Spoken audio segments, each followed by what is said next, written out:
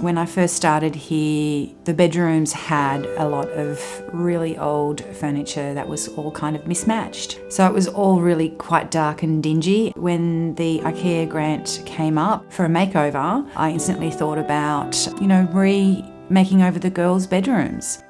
Basically, we talked about the storage needs for the girls, how important it was for them to have their own personal storage space, their private storage space pretty much. Think of teenagers.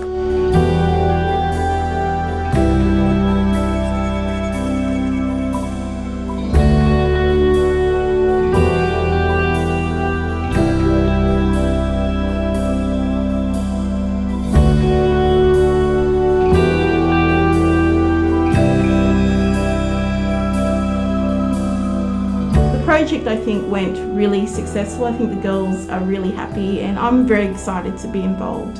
Oh, I was blown away. Now that I've seen the rooms and they've all been painted white and all the furniture's white and it's really fresh and modern, it feels very happy and quite peaceful and tranquil here in this space. So I think the girls will really have some awesome times and make some awesome memories of their time living here at Lillian's.